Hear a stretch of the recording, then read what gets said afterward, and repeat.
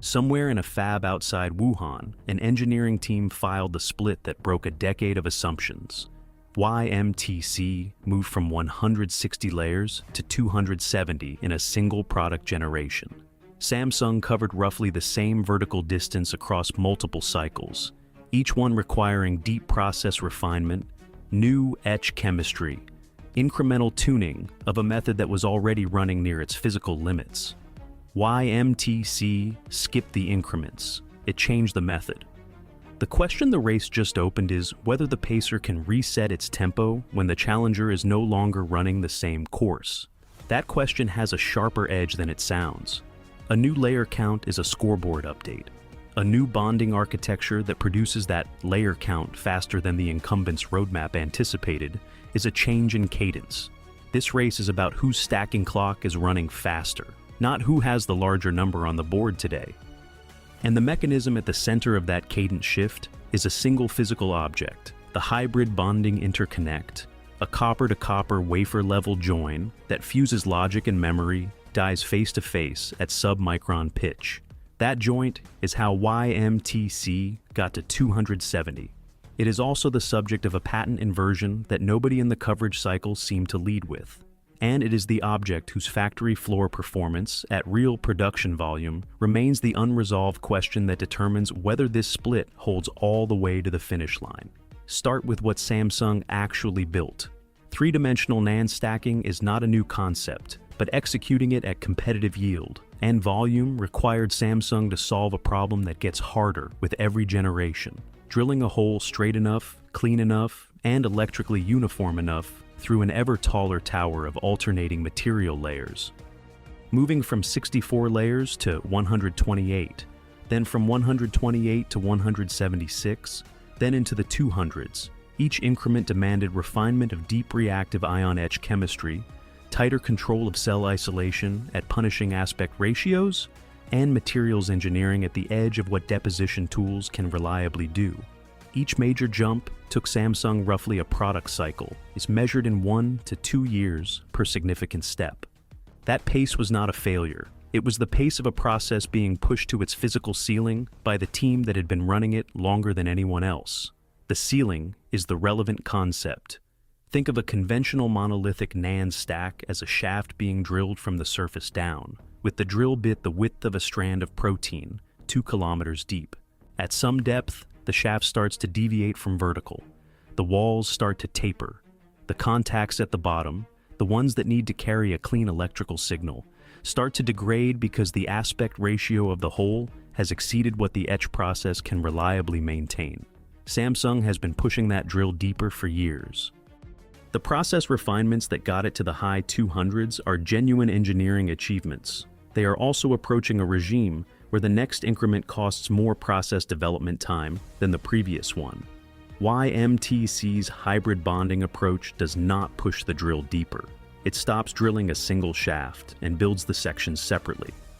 Each tier of memory cells is fabricated under its own optimized process conditions, on its own wafer, without the constraint of what happens to the material below it during the etch. Then the tiers are bonded together at wafer level, face to face, with copper pads aligned at sub-micron pitch across the entire wafer surface. The aspect ratio wall does not disappear. It moves. Instead of constraining how many cells you can stack in one monolithic etch run, it now constrains how precisely you can align and bond two separately fabricated wafer surfaces. That is a different engineering problem, and critically, it is one YMTC appears to have decided to solve rather than defer.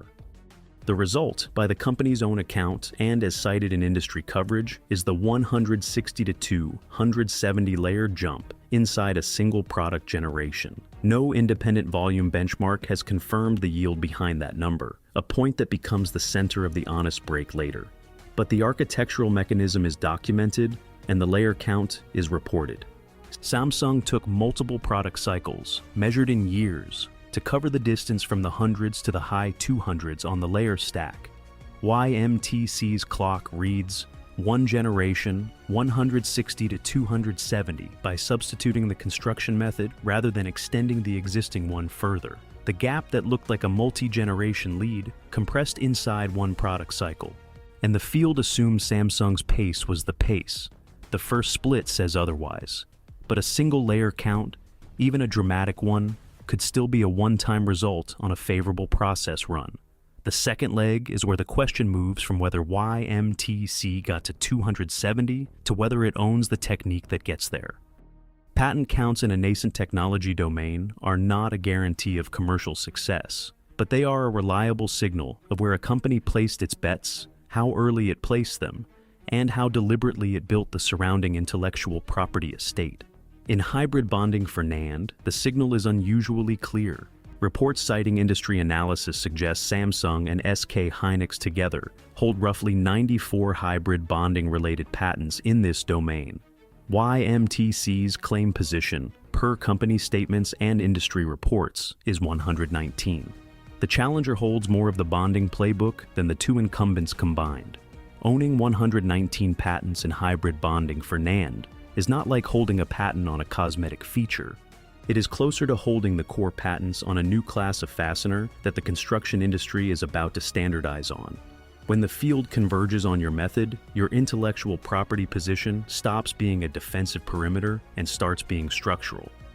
Other players can work in the space, but they work around you, or they license from you, or they develop alternatives that carry their own cost and delay. None of those options is free. My read on this inversion.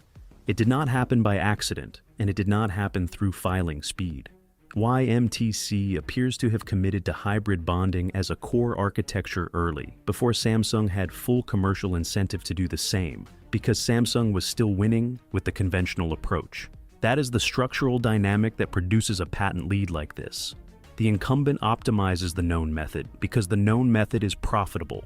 The challenger, unable to out-optimize the incumbent on the incumbent's own process, goes around it. YMTC did not catch Samsung on the conventional stack. It built a different stack and then built the IP estate around the method that makes the different stack work. That's not a faster version of the same race. That is a different course being run in parallel. Samsung and SK Hynix combined, roughly 94 hybrid bonding patents in this space. YMTC's clock reads 119. The challenger holds more of the bonding method's intellectual property than the two leaders stacked together. Leg 1 showed the layer gap collapsing inside a single generation. Leg 2 shows the intellectual property position on the technique that drove that collapse inverting in YMTC's favor. The speed of the split is no longer the surprise. The direction is. But there is a third leg. And this is where I want to slow the rhythm down, because this is where my own earlier read of the splits needs an honest correction. I want to push back on my own framing. Layer count and patent filings are both things you can optimize for, independently of whether you can make money shipping chips. A company under export control pressure, with restricted access to certain advanced deposition and inspection equipment, has strong incentive to maximize what it can demonstrate and limited ability to demonstrate what it cannot yet disclose. Yield curves, cost per stored gigabyte at volume, customer qualification data from hyperscale buyers. YMTC's 270-layer result and its 119 patent lead are real data points. They may also be the data points that make the best possible public case, drawn from a production environment that is not yet running at the same economics as Samsung's fabs. Here is what Samsung actually does that the layer count does not capture. It ships high-layer NAND at volume. Hundreds of millions of units at yield rates that make the economics work, sold into data centers and consumer devices at competitive price points today, not on a roadmap. That production capability is the result of decades of process refinement, knowing which tool settings drift over a run, which materials behave unexpectedly at the wafer edge, which inspection steps catch the failures before they reach final test. That knowledge is not in a patent filing. It lives in the process logs and the engineering teams, and it took years of production runs to accumulate.